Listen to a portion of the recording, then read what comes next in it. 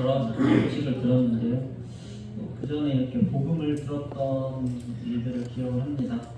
그래서 그 어떤 법의학자가 그러더라고요. 이 사람의 그 신체 중에서 가장 이렇게 늦게 다치는, 그러니까 가장 마지막까지 살아있는 기관이 이 귀라고 합니다. 그래서 이렇게 혹시 이제 부모님이나 이런 지인들이 이렇게 돌아가실 때 슬퍼하지만 말고 마지막에 이제 귀에다 대고 마지막 인사를 하면은 들을 수 있다라고 하면서 마지막 때까지 이렇게 귀는 하나님께서 가장 늦게 다치게 하시는 것을 봅니다.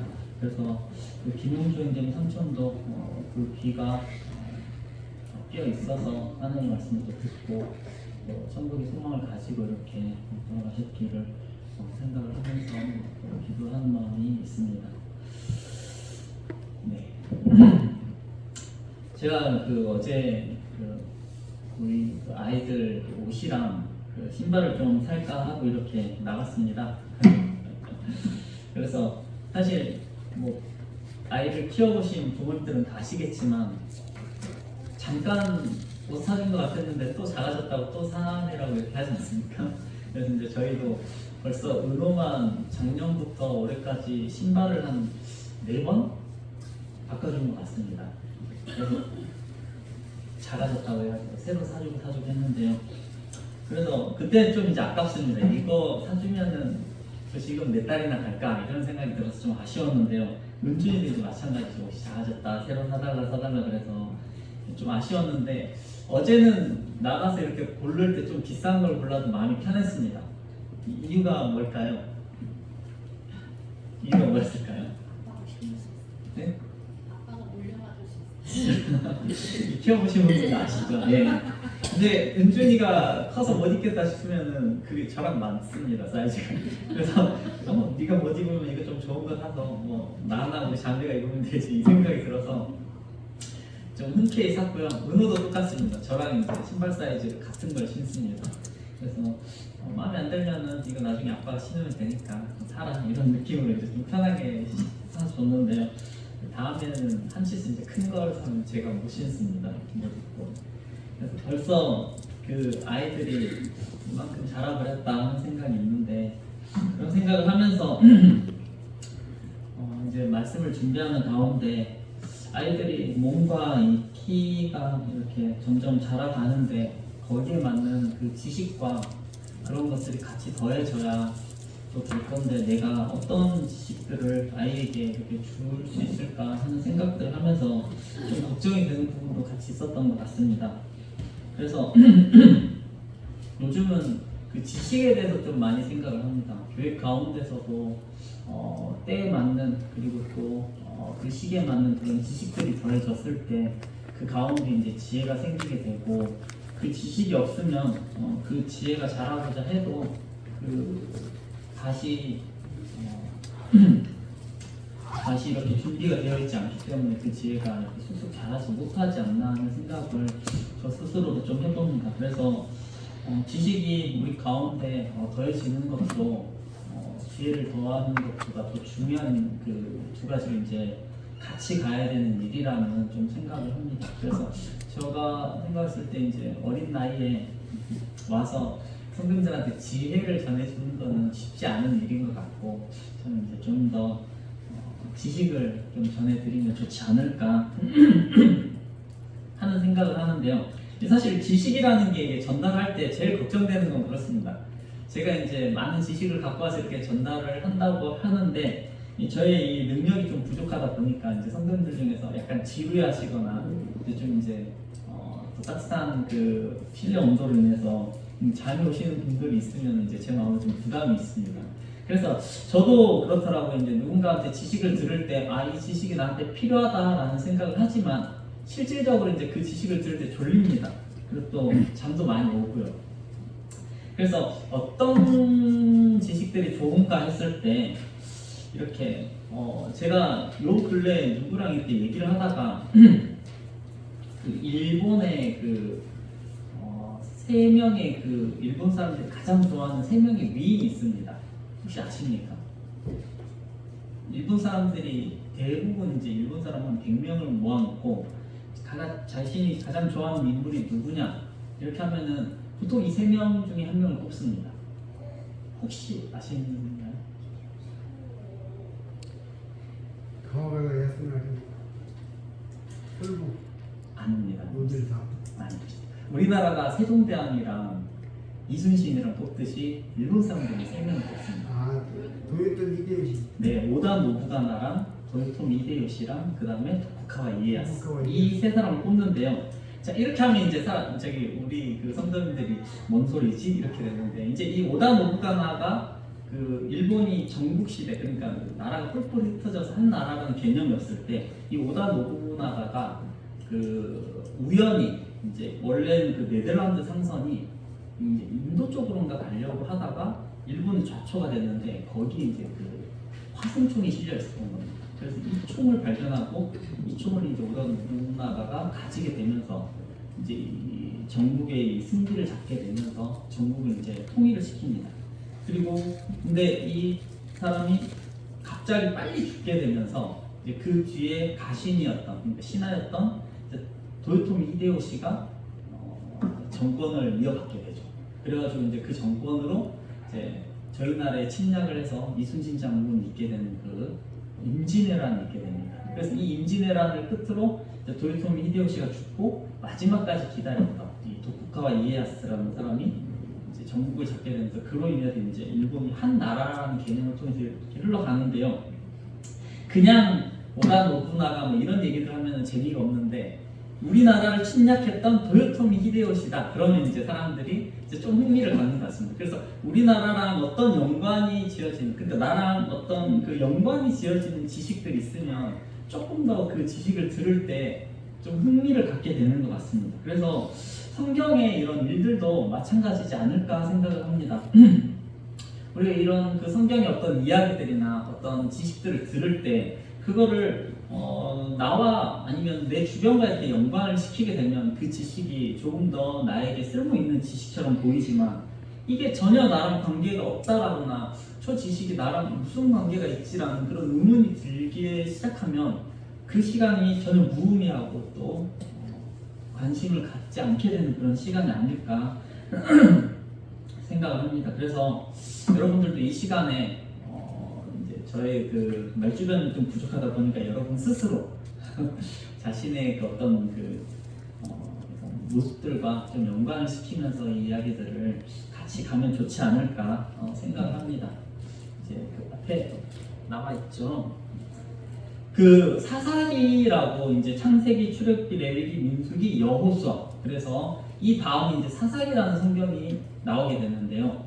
이 사사기라는 성경에서 가장 많이 할애되는 사사가 이제 사사가 12명이 나오는데 그 중에 가장 많이 할애되는 사사가 있습니다. 누굽니까? 혹시 아시나요? 사사기에서 가장 많이 할애되는 사사. 왠지 기돈이니까 그렇죠. 아니고요. 삼손입니다. 삼손이 13장에서 16장까지 할애돼서 가장 많이 할애되고 그 다음에 할애돼서 나온 사람이 기돈인데요. 기돈은 이제 6장에서부터 8장입니다. 물론 그 기돈의 아들이었던 그 누구죠? 아비멜렉이죠. 아비멜렉의 이야기까지 합하면 어떻게 보면 이제 기도의 이야기도 4장이 되긴 하지만 기도 자체만의 이야기로는 3장에 걸쳐서 이제 이루어지는 이야기가 이제 사사기에 나옵니다. 이 사사기 그랬을 때 이 사사라는 말이 좀 어려워 보일 수도 있는데요. 다른 말로는 번역을 판관이라고도 합니다. 그래서 판관, 재판관이라는 뜻이죠.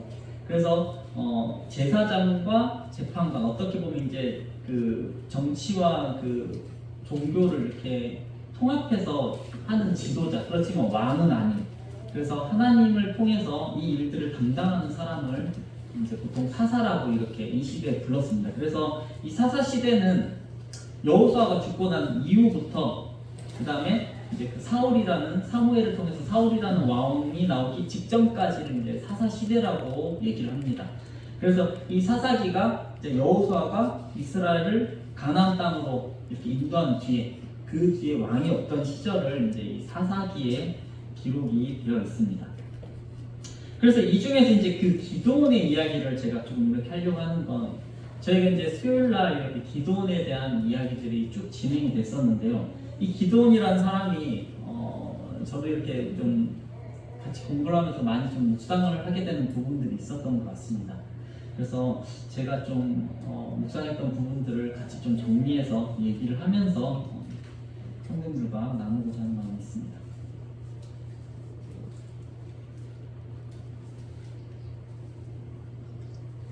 넘어가시나요? 노래하세요.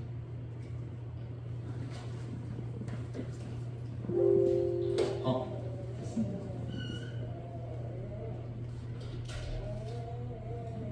네, 기도원이라는 이름의 뜻은 찍어 넘기는 자, 베는 자라는 뜻입니다. 그래서 하나님께서 이제 미디안 족속을 찍어 넘기기 위해서 선택한 자가 이 기도원이 아닐까라고 생각이 됐는데요. 가문이 아비에셀 사람 요아스의 아들이라고 이렇게 나와 있거든요. 그런데 이 기도원 자체가 자신을 표현할 때 므낫세 지파 중에서도 가장 작았다라고 자기 가문을 이렇게 얘기를 합니다. 그래서 자기 스스로 가장 작았다라고 표현을 하는 걸 보면 아마 사실이지 않았을까라는 전제하에서 기도원이 그렇게 큰 가문에 유력하고 힘이 있는 그런 사람은 아니지 않았나라는 생각을 해보게 됩니다. 근데 이 기도원이 살았던 이 당시를 저희가 좀 한번 생각을 해보겠습니다. 이 당시에는 이제 6장 이전에 5장까지가 이제 드보라와 이 바락이 하나님 앞에서 이스라엘 백성들을 구원해서 40년간 이제 좀 평화로운 시대가 계속된 뒤에 이야기가 이제 이 기도원의 이야기입니다. 그래서 보시면은요, 이스라엘이 이제 다시 하나님 앞에 범죄를 해서 우상을 숭배하기 시작하고, 이를 통해서 하나님께서 이제 미디안 족속을 통해서 이스라엘 백성들을 이제 훈계하시죠.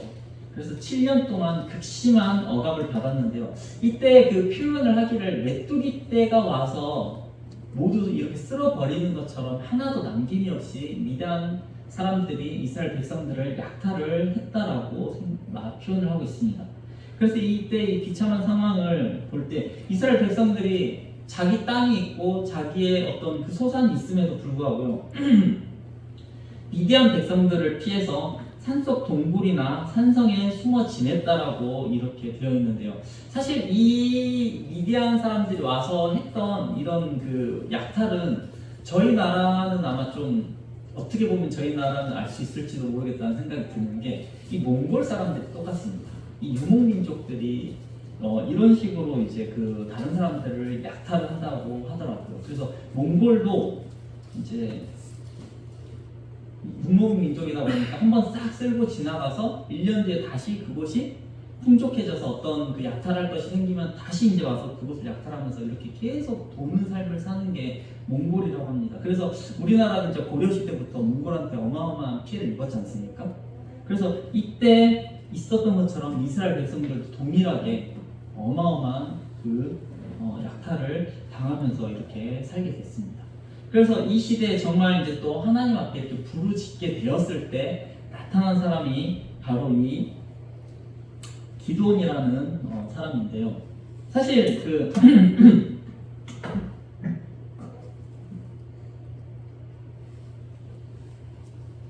영화나 게임 같은 거 이런 거 좋아하셨던 분들은 아마 이 기드온의 스토리가 좀 많이 닮아 있다라고 생각을 할 수도 있을 것 같습니다. 사사기 저희 6장 11절 한번 같이 보도록 하겠습니다.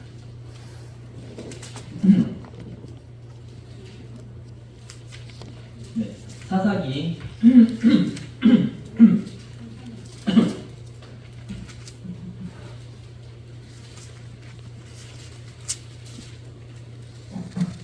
네, 사사기 6장 11절입니다.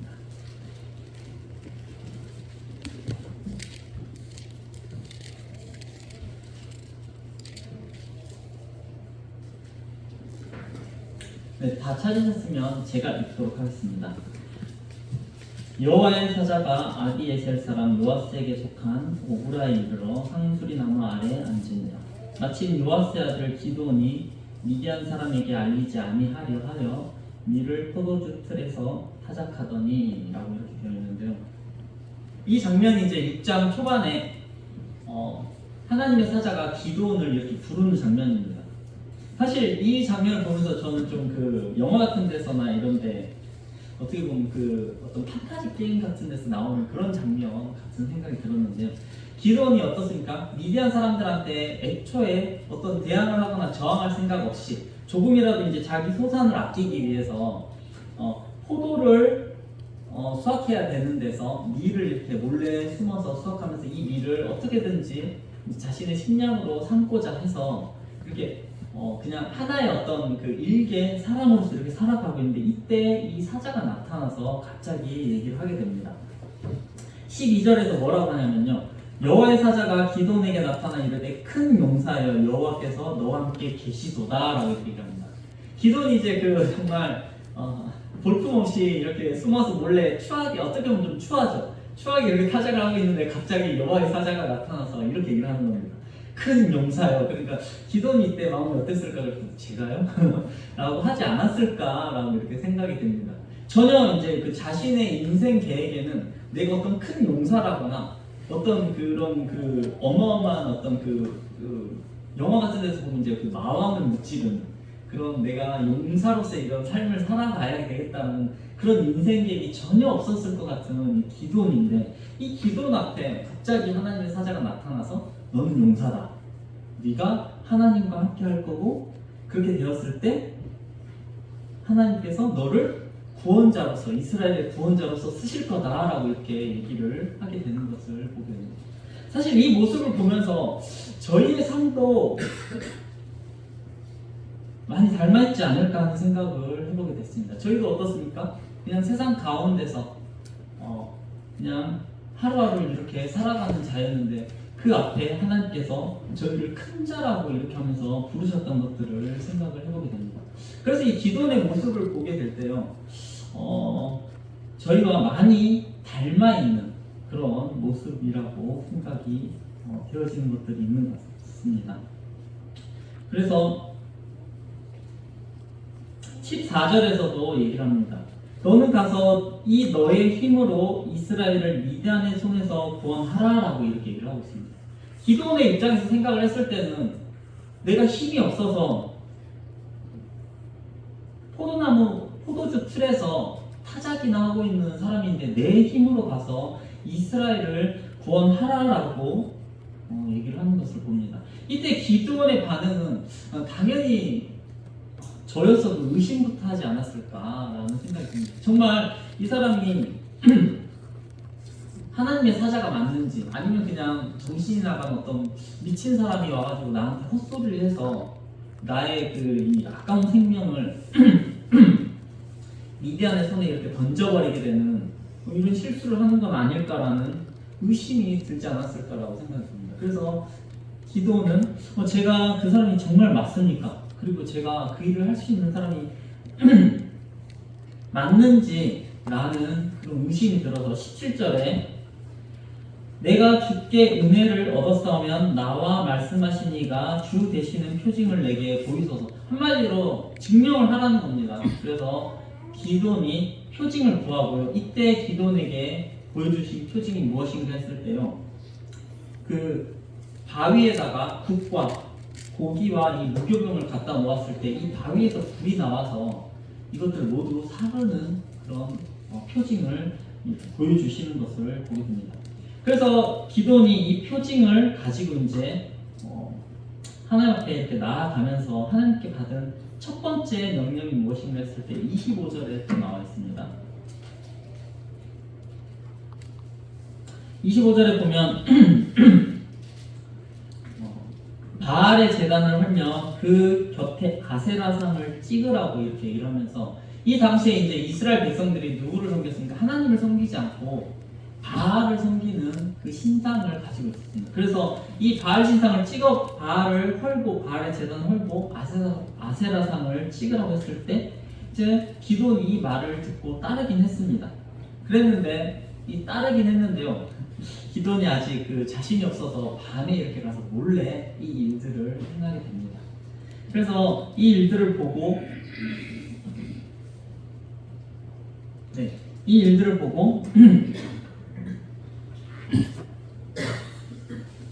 이스라엘 사람들이 바알의 제단을 흘려 있고 아세라상이 찍혀 있으면 그 가운데서 깨달음을 얻어야 되는데 그것이 아니라 이 일을 통해서 자신들에게 화가 미칠까 이제 기도원을 죽이려고 합니다.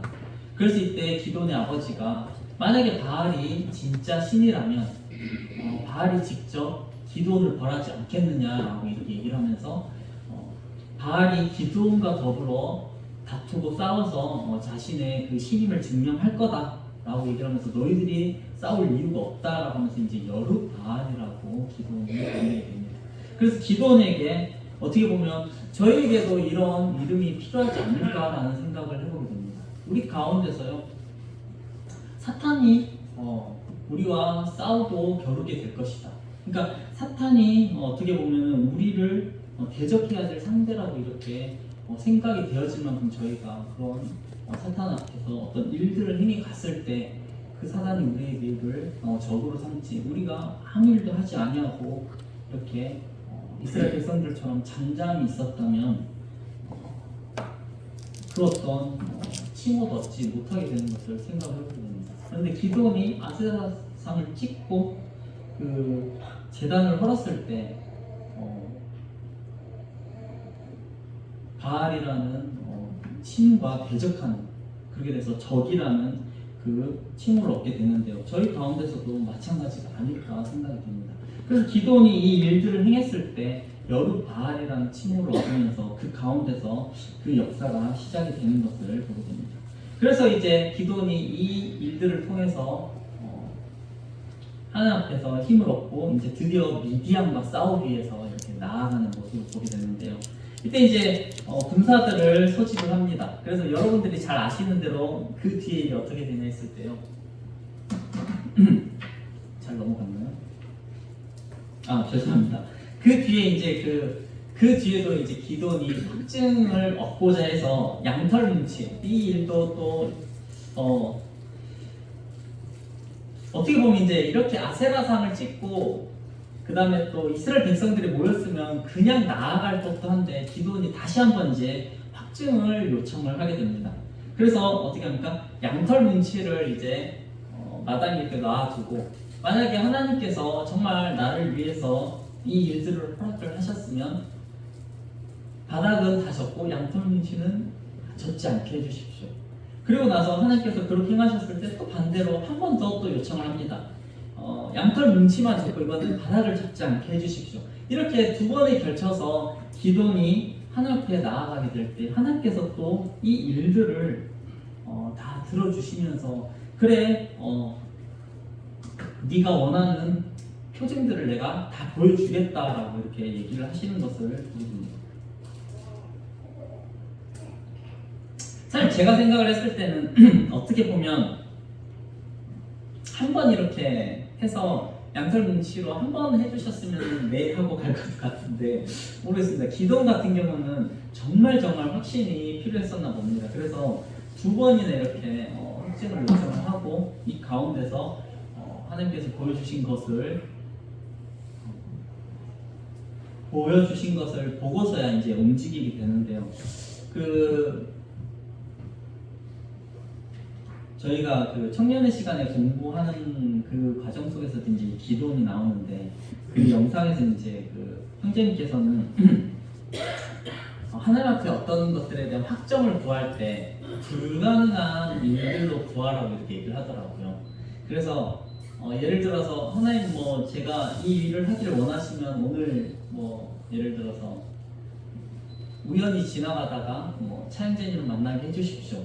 이거는 일어날 수 있는 일이기 때문에 이런 것들로 확정을 구하지 말고 아예 불가능한 걸로 확정을 구하라고 이렇게 얘기를 하더라고요. 그래서 예를 드신 게 하나님 제가 정말 이 일을 하기를 원하시면 저기 미국의 트럼프 대통령이 저한테 전화를 하게 해주십시오 라든지 이런 정말 불가능한 일로 확정을 구했을 때 진짜 우연이라는 의심 없이 그 일들을 행해 나가게 된다라고 하면서 이 기도원의 이야기를 했는데요. 정말 이 기도원의 이 일은 불가능한 일을 하나님께서 보여주시면서 그래 네가 맞다. 내가 택한 용사고 너를 통해서 이스라엘을 구원하기를 원한다라고 하나님께서 거듭해서 기도원에게 이렇게 얘기를 해주시는 것을 보게 됩니다. 그래서 정말로 이렇게 기돈한테 하나님께서 확증을 더하셨을 때 이제 기돈이 드디어 이렇게 움직이게 됩니다. 그래서 그 뒤에 여러분들께서도 정말 그 주일학교 나오신 분들 많이 들었죠. 승리의 이제 그 300 용사를 뽑게 됩니다. 처음에 이제 기돈이 이스라엘 백성들에게 미디안과 싸우자고 했을 때 32,000명이 이렇게 모입니다. 그래서 이 중에서 겁난 사람은 돌아가라 라고 해서 21,000명이 돌아가고요. 10,000명의 이제 병사가 남게 됩니다. 이때 하나님께서는 이 10,000명도 많다. 그래서 물가로 가서 물을 마시게 하고 이 물 마시는 그 자세에 따라서 9,700명은 돌아가고 300명만 남게 됩니다. 이때 300명이 무슨 생각을 했을지 좀 상상이 안 되는데요. 맨 처음에 이제 자기는 그 32,000명 속에 어떻게 보면 속해가지고 내가 이 32,000명, 그러니까 우리 이스라엘 백성들하고 같이 미디안에 맞서 싸워야겠다 하고 이렇게 갔는데 22,000명이 돌아갈 때만 해도 그래 내가 싸우기로 결심하고 나왔으니까 이 두려워하지 않는 마음으로 당당하게 나가봐야지 라고 이렇게 생각을 했을지 모릅니다. 근데 갑자기 달랑 300명의 자기를 속하고 9,700명이 돌아가고 있는 겁니다. 그렇게 생각을 했을 때 아마 이 300명도 기돈 같은 마음이 되지 않았을까 생각이 됩니다. 두려워서 떨면서 포도나무 틀에 있는 사람한테 큰 용사여라고 말했던 그런 것과 마찬가지로 이 300명한테도 이제 우리 이 300명 가지고 미디안과 싸울 거야 라고 이렇게 기돈 얘기를 하는 것을 보게 됩니다. 그래서 이 300명을 제가 직접 보지는 못했는데요. 아마 이 300명의 마음이 무척 저 같으면 타령하지 않았을까 싶을 만큼, 왜냐면 이 300명은 어떻게 보면 하나님한테 어떤 확증을 받은 것도 없고 하나님한테 말씀을 받은 것도 없고요. 기도원한테 불려져 와서 그냥 기도원이 남으라 그래서 남았던 이 300명이 갑자기 300 용사가 돼버린 거죠. 군사에서 이렇게 용사로 이렇게 받게 되는 순간이 아닐까 생각이 되는데요. 이래서 하나님께서 이 전쟁을 통해서 하고 싶었던 얘기는 숫자에 있지 아니하고 하나님의 달려있음을 보여주기 위해서 이 일들을 행하셨던 것을 보게 됩니다. 그래서 300명의 용사가 어떻게 합니까? 나팔과 횃불을 숨기고 미디안을 둘러싸고 이 나팔과 이 횃불을 깨뜨렸을 때 미디안 진영이 자신들끼리 서로 이렇게 칼로 싸우게 되면서 결국에는 대패해서 이렇게 돌아가게 됩니다. 그래서 사실 어떻게 보면은 우연의 우연을 거듭해서 만들어진 사건처럼 보이지만 실제로 이런 일들이 일어나기가 쉽지가 않습니다. 그런데 하나님께서 이 일을 행하심을 통해서 어떻게 보면 어이없는 승리죠.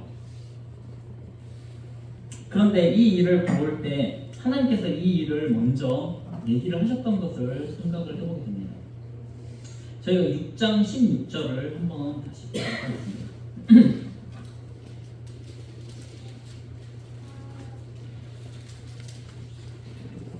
6장 16절에서 보면은요, 여호와께서 그에게 이르시되 내가 반드시 너와 함께 하리니 내가 미디안 사람 치기를 한 사람을 치듯 하리라 하시니라 라고 이렇게 되어 있습니다. 그래서 하나님께서는 애초에 이 기드온에게 약속을 하시기를 한 사람을 치듯 하겠다라고 이렇게 얘기를 합니다. 우리가 한 사람을 칠 때 어떻게 합니까? 물론 진짜 한 사람을 치시는 분은 안 계시죠. 저도 한 사람을 치진 않았는데 보통 이런 얘기를 합니다. 한 사람 이렇게 1대1로 싸울 때 한 방에 보내야 된다고 얘기를 하죠. 그쵸? 그 얘기는 좀 많이 들어보셨을 겁니다. 어설프게 때리면 안 되고 한 방에 이렇게 보내야 내가 확실하게 이길 수 있다고 하는데, 정말 어떻게 했습니까? 이 300명의 용사가요, 가서 한 게 딱 한 가지입니다.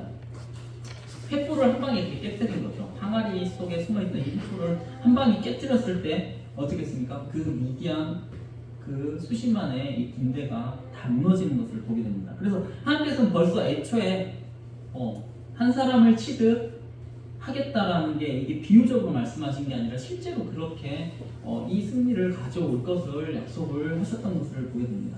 정말 어떻게 보면 이 시작부터 이렇게 승리하는 순간까지 정말 일반적인 그런 이야기가 아니라 어떤 그 영화에서도 이렇게 만들면은 그렇죠, 욕을 먹는다 그러죠. 너무 개연성이 없어가지고. 근데 영화에서도 너무 개연성이 없어서 욕을 먹을 만한 그런 스토리를 하나님께서 이렇게 끌고 가시는 것을 보게 됩니다. 그래서 이 모든 가운데서 하나님께서 얘기를 하고 싶으셨던 것은 무엇일까라는 생각을 좀 하면서 이렇게 저희가 기도를 보게 됐는데요. 사실 이제 기도를 보면서 제가 좀 위로가 됐었던 것은, 기도는 정말 그 완벽한 어떤 그 용사로서의 자질을 가지고 또 어떤 그 어마어마한 능력을 가지고 있는, 진짜 누가 봐도 이스라엘 백성을 구원할 만한, 그 저희 아들들이 이제 그 요즘 그 만화책으로 삼국지를 보고 있는데요. 유비, 관우, 장비가 나오지 않습니까? 그래서 누가 봐도 이 사람은 진짜 이 중국을 구원할 만한 사람이다라는 느낌이 드는 그런 유비 같은 사람이 아니라, 어떻게 보면 그 삼국지 같은 데서도 그냥 평범한 한 명의 농부 같은 그런 전혀 빛이 나지 않는 그런 사람이었던 것을 저희가 보게 되는 게, 이 성경에서 보게 되면요, 기도원도 사실 어떤 많은 실수가 있었던 것을 보게 됩니다. 그래서 기도원이 이제 그 자신이 어떤 자인지를 알았기 때문에 이스라엘 백성들이 이 놀라운 일들을 행했던 기도원을 왕으로 삼고, 이제 계속 우리의 왕으로서 이제 이 이스라엘을 다스려 달라라고 얘기했을 때, 기도원이 이것을 거부하는, 나는 왕으로서의 그런 자질을 가진 자는 아니다라고 이렇게 거부를 하는 것을 보게 됩니다. 그러나 이 모든 것을 내려놓는 것이 아니라 인간으로서의 약점을 가지고요, 우상 숭배를 이렇게 하게 되는 그 죄를 또 짓게 됩니다. 그 기도원이 의도했던 건 아닌 것 같은데, 자신이 얻은 전리품으로 이제 금 에봇을 만들어서 놓음으로써 그것들을 이제 이스라엘 백성들이 좀 잘못된 방법으로 섬기게 되는, 그래서 논란의 이런 모습을 갖게 되는데요. 그리고 또 통치 후에 이제 기도원이 산 40년 동안은 평안했지만, 그 뒤에 기도원이 아내가 많았다라고 이렇게 됐습니다. 그리고 많은 아내와 첩 때문에 70명의 이렇게 자식이 있었다라고 얘기를 하는데, 결국엔 이 70명의 자식이 그 뒤에 나오는 이제 아비멜렉을 통해서 다 죽게 되는, 그래서 또 자식들끼리 이렇게 참극이 벌어지는 이런 일들까지 벌어지게 되면서, 기도원의 생애가 어떻게 봤을 때 완벽하고 정말 흠이 없는 그런 영웅의 이 모습이 아니라, 어떻게 보면 기도원 자체는 그냥 하나의 작은 인간이었던 모습에 더 가깝지 않았나라고 이렇게 생각을 하게 됩니다. 그래서 하나님께서 오로지 기도원을 들어서 쓰셨기 때문에 이 기도원이라는 사람이 사사기에 남아있는 것이지, 그렇지 않았다면 기도원이 이렇게 사사기에 기록될 만한 그런 어떤 그 능력을 가지고 있는 자가 아니었던 것을 보게 됩니다. 그래서 이 기도원이 그렇기 때문에 저에게 좀 더 위로가 되는 그런 모습을 가지고 있지 않나라는 생각을 하게 됐는데요. 제가 그래서 이 기도원을 통해서 저희가 좀 위로가 되는 것들은 제가 서두에도 이렇게 읽어드렸는데요. 여호와께서 그를 향하여 이르시되 너는 가서 이 너의 힘으로 라고 이렇게 얘기를 하는 것을 보게 됩니다.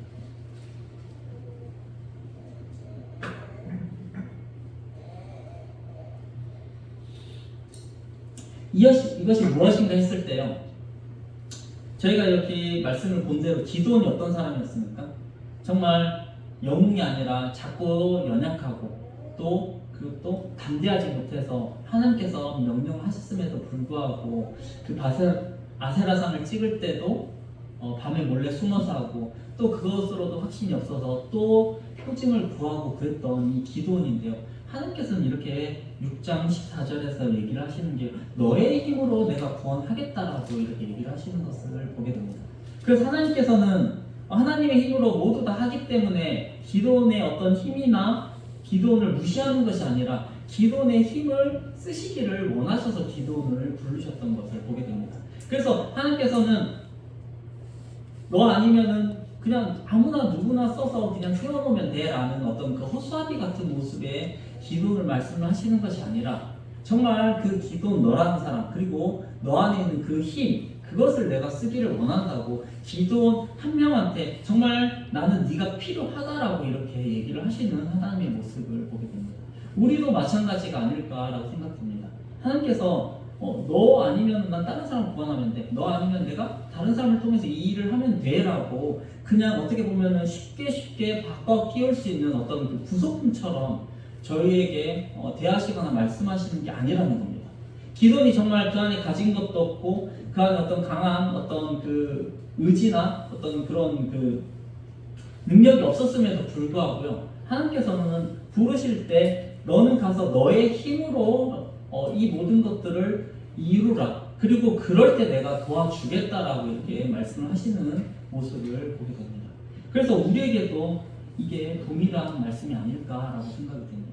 그래서 하나님께서 기도원을 정말 보잘것없는 자임을 다 아시고 기도원도 그것을 알았지만 그것을 통해서 너는 그냥 부속품이나 어떤 그냥 내세우기 위한 하나의 사람이 필요해서 내가 쓰는 것이 아니다라고 이렇게 얘기를 하시는 것을 보게 됩니다. 그래서 기도원이 그것에 대해서 확신이 없을 때 하나님께서 또 보여주시고 또 보여주시고 하셨던 까닭이 거기에 있지 않나라고 생각됩니다.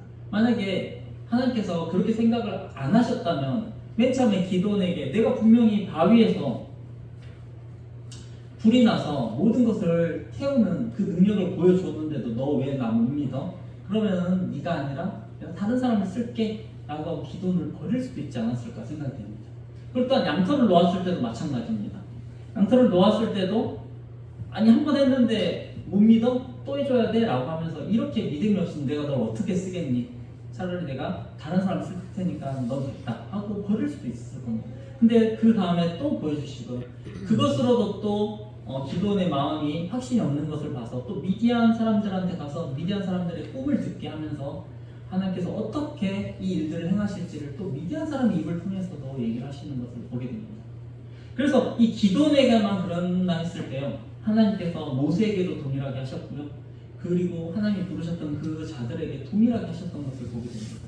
하나님 부른 뒤에 내가 널 불렀는데 불러놓고 보니까 내가 기대했던 사람이 아니네라고 하고 그 사람을 내치는 것이 아니라 그래 네가 그렇게 약한 자이고 네 안에 그런 흔들림이 있는 것을 다 안다.